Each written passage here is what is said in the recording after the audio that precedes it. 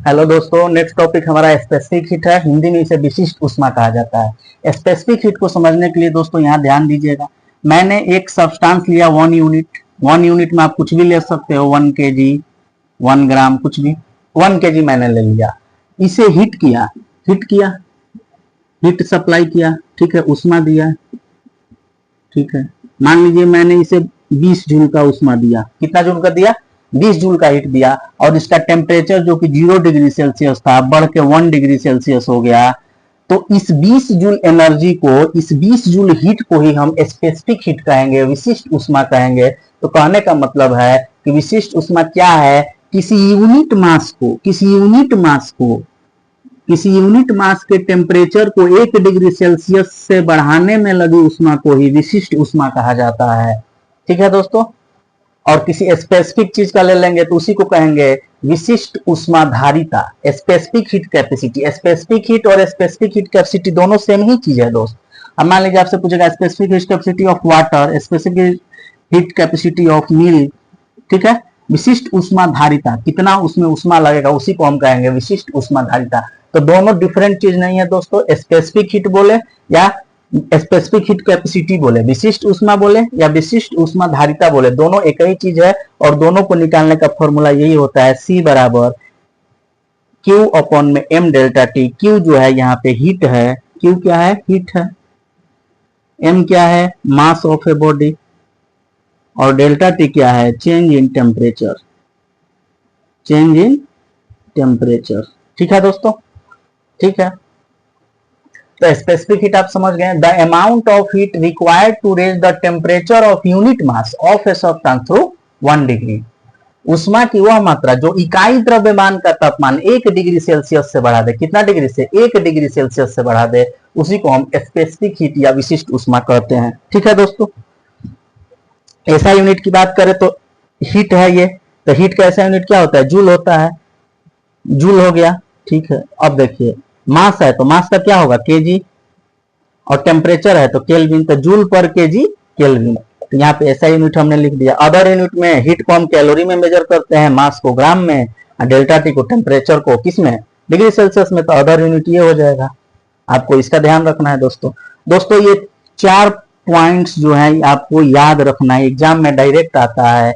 Specific heat capacity of water 4.186 joule पर gram degree Celsius होता है। अगर इसको केजी में करेंगे तो 1000 से मल्टीप्लाई कर देंगे, 4146 हो जाएगा जूल पर केजी डिग्री सेल्सियस या डिग्री केल्विन। ठीक है, ठीक है। Specific heat capacity of milk 3.93। Specific heat capacity of ice कितना होता है? 2.09 होता है। और specific heat capacity of steam या वेपर, वाष्प का कितना होता है? विशिष्ट ऊष्माधारिता 2.010, 2.01 भी लिख सकते हैं। ठीक है दोस्तों, ठीक है। तो ये हो गया हमारा कुछ इंपॉर्टेंट पॉइंट्स। ठीक है दोस्तों, अब हम इससे रिलेटेड न्यूमेरिकल्स की चर्चा करेंगे।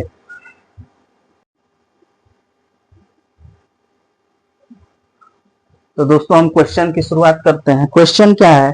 How much heat is needed, कितना ऊर्जा चाहिए to raise the temperature of 200 gram of water by 10 degree Celsius. तो दोस्तों सबसे पहले हम क्या करेंगे? फॉर्मूला लिखेंगे। C बराबर क्या होता है? Q अपॉन में M डेल्टा T। ठीक है, ठीक है। इस फॉर्मूला के अनुसार आपको मास कितना दिया हुआ है? 200 ग्राम दिया हुआ है। ठीक है। द्रव्यमान कितना दिया है? 200 ग्राम दिया है। ठीक है। Change in temperature delta T कितना दिया है? 10 डिग्री सेल्सियस। ठीक है। उसके बाद specific heat capacity of water कितना दिया हुआ है? 4.184 जूल पर ग्राम डिग्री सेल्सियस। ठीक है। तो दोस्तों यहाँ पे आपसे क्या पूछ रहा है? 3 चीज दे दिया है। ये हीट एनर्जी पूछ रहा है, यानी Q का मान पूछ रहा है। तो Q बराबर यहाँ से क्या हो जाएगा? M डेल्टा T इंटू सी। M का वैल्यू कितना दिया है? 200, डेल्टा T 10 है, C कितना है? 4.184। दोस्तों ये पॉइंट जो है ये हटेगा तो बटा में 3 जीरो आ जाएगा, 1000 ये हट जाएगा तो डेसिमल, ये 3 जीरो से ये 3 जीरो खत्म। 4184 को 2 से मल्टीप्लाई करोगे आप तो कितना आंसर आएगा? 86213 और 8368। 8368 क्या आएगा? जूल।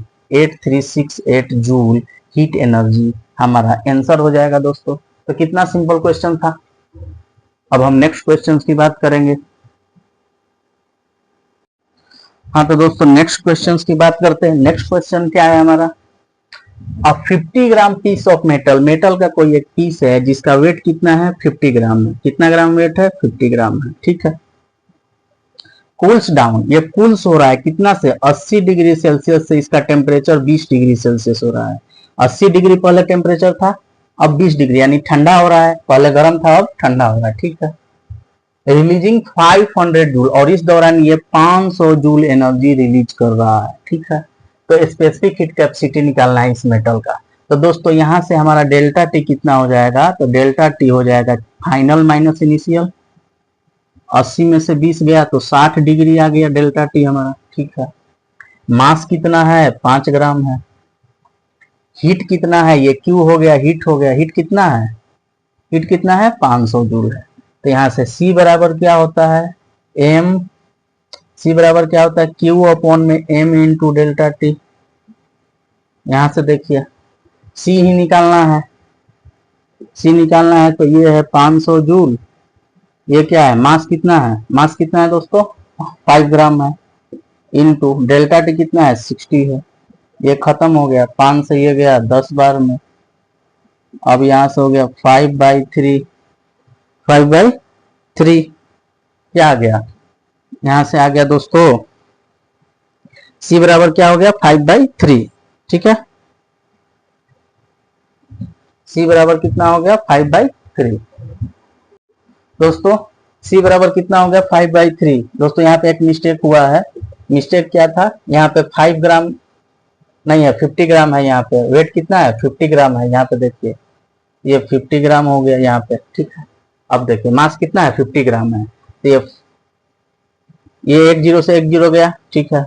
जब 50 से ये 50 पूरा पूरा चला जाएगा 1 बार में, तो दोस्तों यहाँ पे 1/6 हो जाएगा। और इसको जब हम सॉल्व करेंगे दोस्तों तो कितना आएगा 0.167 जूल पर ग्राम डिग्री सेल्सियस, ठीक है दोस्तों। तो ये रहा हमारा फाइनल आंसर। अब नेक्स्ट क्वेश्चन की बात करेंगे दोस्तों। नेक्स्ट क्वेश्चन क्या है, 100 gram sample of substance, sample कितना है 100 ग्राम का है, यानी मास कितना हो गया 100 ग्राम, मास हो गया हमारा 100 ग्राम, ठीक है। With specific heat, specific heat का वैल्यू कितना दिया है, सी का वैल्यू दिया है 0.5 जूल पर ग्राम डिग्री सेल्सियस, ठीक है। हीटेड फ्रॉम, हीट किया गया कितना से 25 डिग्री सेल्सियस से, इसका टेम्परेचर बढ़ के हो गया 75 डिग्री सेल्सियस, यानी डेल्टा टी हमारा कितना हो गया 75 में से 25 गया तो 50 डिग्री सेल्सियस, ठीक है। तो आपको हीट निकालना है कि कितना हीट एब्जॉर्ब हुआ। दोस्तों हिंदी में मैं बता देता हूं दोस्तों, क्वेश्चन को हिंदी में लिखे इंग्लिश में लिखे उससे मतलब नहीं है, आपको कंसेप्ट आना चाहिए। क्वेश्चन क्या है, 100 ग्राम का एक सैंपल है सब्सटेंस का, उसको स्पेसिफिक हीट दिया हुआ है और उसको हीट किया गया है 25 से 75 डिग्री पे। तो आपसे हीट पूछ रहा है उसमें कितना एब्जॉर्ब हुआ, ठीक है। तो सिंपल है दोस्तों, C बराबर क्या होता है Q अपॉन में m इंटू डेल्टा टी। ये फॉर्मूला आपको माइंड में बैठा लेना है, ठीक है।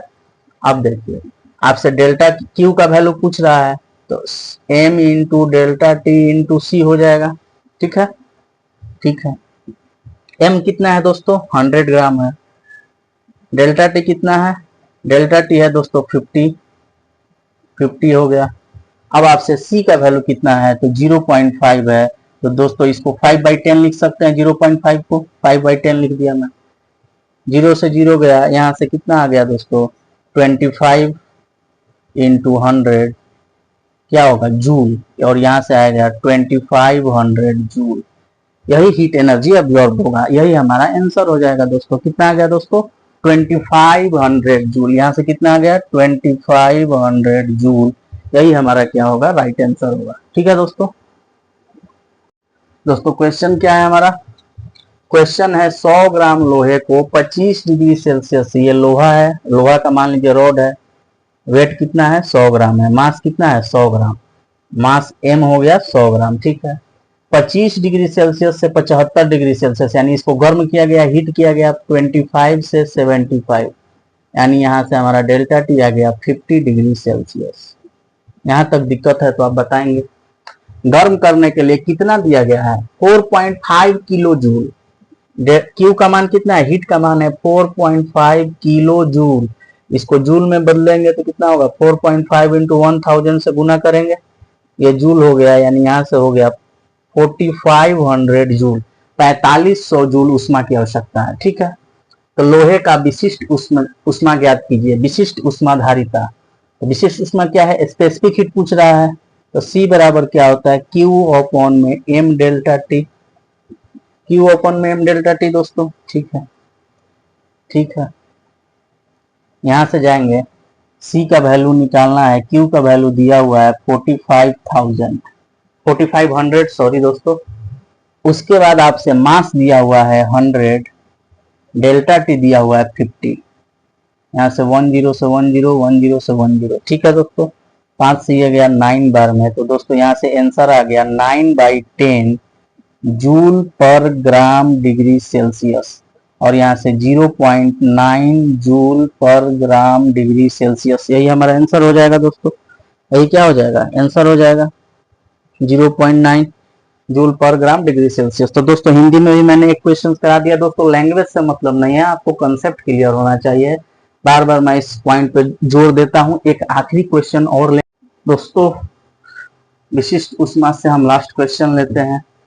क्वेश्चन क्या है, 200 ग्राम पानी है, तापमान 20 डिग्री सेल्सियस से 50 डिग्री सेल्सियस तक बढ़ाया जा रहा है, तो आपसे उष्मा की मात्रा पूछ रहा है। ठीक है, CW यानी विशिष्ट उष्माधारिता वाटर का, पानी का कितना दिया है 4.18। ठीक है, तो देखते हैं दोस्तों C बराबर क्या होता है, del Q upon M delta T। यहां तक तो दिक्कत नहीं है आपको। ठीक है, आपसे क्या निकालना है, निकालना है Q का वैल्यू, तो Q बराबर क्या हो जाएगा, C into M delta T। C का वैल्यू कितना दिया है 4.18, M का वैल्यू कितना दिया है 200, डेल्टा टी का वैल्यू दोस्तों 20 डिग्री से 50 डिग्री हो रहा है, यानी दोनों का डिफरेंस कितना होगा 30 डिग्री होगा, यहाँ पे 30 डिग्री। यहाँ से दोस्तों 418 अपॉन में 100 लिख सकते हैं, यहाँ 200 है, यहाँ 30 है, 0 से 0 0 से 0 खत्म दोस्तों। यहाँ से क्या हो जाएगा, 6 होगा, 3 होगा और 8 होगा, 836 इंटू 30, और यहाँ से 3 से मल्टीप्लाई करेंगे तो 18 का 1, 9 1 10 का 0 हाथ में लगा 1, और 24 1 25, 25080 यानी 25,080 क्या होगा जूल, ये हमारा आंसर होगा, यानी 25,080। कितना रहा है दोस्तों, 25,080 जूल उष्मा की आवश्यकता होगी। तो दोस्तों ये हमारा लास्ट क्वेश्चन था, स्पेसिफिक हीट कैपेसिटी हम खत्म करते हैं। अब हम नेक्स्ट टॉपिक के बारे में चर्चा